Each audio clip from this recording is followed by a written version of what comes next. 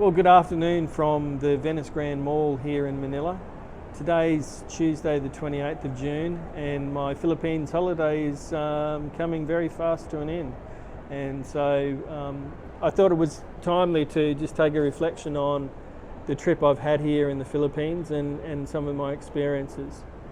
Look, overall I'd have to say it's been very easy to travel around the Philippines. The getting from one place to another hasn't been a problem. I have used Cebu Pacific Air, and as you've seen on some of my vlogs, I have been a little bit critical, but I guess it's just understanding the difference with how things operate here in the Philippines compared to probably what you're used to in your own country and stuff like that. My advice is when you're traveling through particularly the Manila airport, make sure you're fully aware of which terminal you are departing from, and if you are arriving back into Manila, which terminal that will end up in.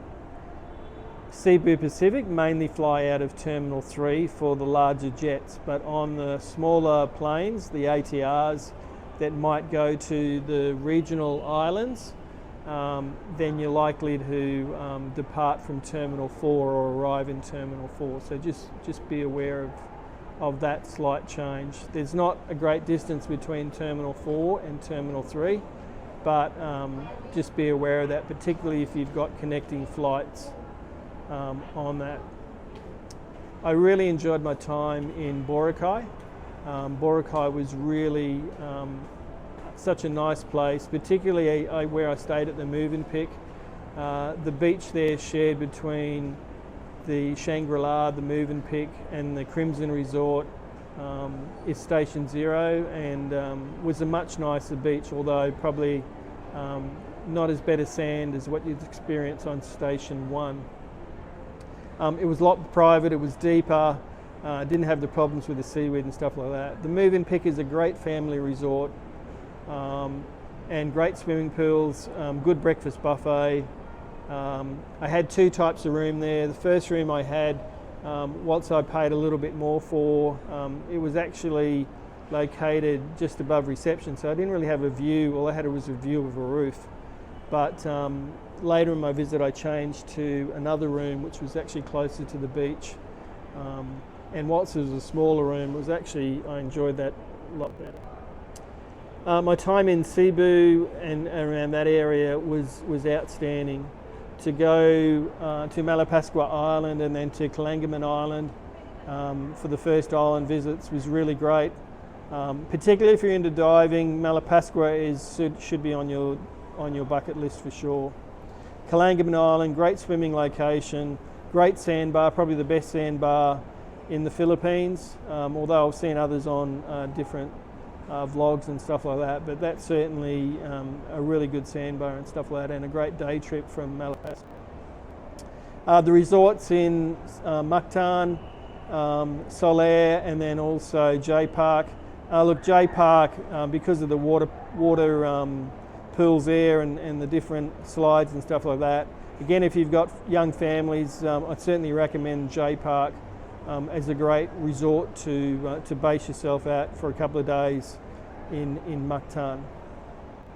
Bohol, what a great experience to go to the Chocolate Hills, to the Tazars, to the man-made forest, and then down to Panglao to stay at the resorts down there. That was really good on the beach, although I did have an interesting experience during the fire show where during the final scene where they span the fire wheel and all the embers come out, I actually got subject to an ember attack, which I'm probably used to in the fire brigade, but did burn a hole in my shirt, and I still got a scar on my arm for where the ember hit my arm. But that was a really great visit as well. To then go to Oslob and swimming with the whale sharks was one of the highlights of the trip. That was a really great experience. Going out at 6 o'clock in the morning. There was many whale sharks. There was probably up to 8 whale sharks, and whilst in the video I tended to focus on the one whale shark that was near our boat and stuff like that, there was about 8 whale sharks because it is spread out over a reasonable area. So that bottom half of Cebu, again, nice resorts to stay in, or just comfortable and stuff like that. Getting around is easy too. not a problem. I'd like to go back to Mobile, and again, you could go swimming with the sardines. The day I was there, the weather wasn't that great, so it wasn't really worth it to pay the money to go out in the water as it was then.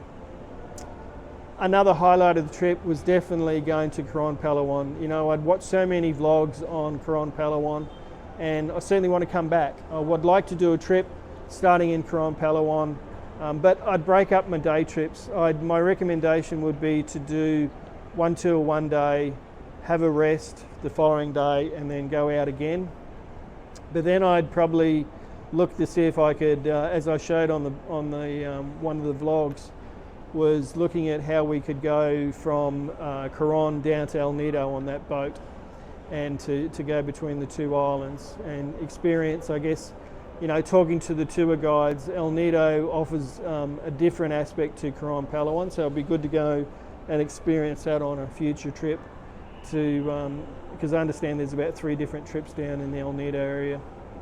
And then on the other side of Puerto Princesa, I saw recently some other vlogs where there's some nice beaches and stuff down there. So that's probably, if I was to come back to the Philippines, I'd probably want to focus on going down to the Puerto Princesa area and El Nido and seeing what that has to offer.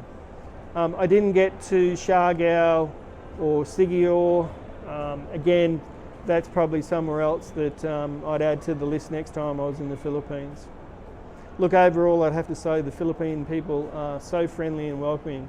If there's anything you're looking for, if you're not sure, you just go up and ask, whether it's a security guard or someone just in the street. They are always so helpful, particularly to a foreigner, to help you out and guide you and to do that. So it's been a great experience here in the Philippines, and I thoroughly recommend, if you want to come to the Philippines for a holiday, don't hesitate. It's very safe here. Yes, you still have to wear a mask everywhere while you're in the Philippines, but I guess that'll relax over time, like many places in the world. So I hope you've enjoyed my videos over the past month, and I look forward to you subscribing to my channel and liking those videos, just helping me out more to improve my YouTube experience. Again, thanks for following Dingo Adventures.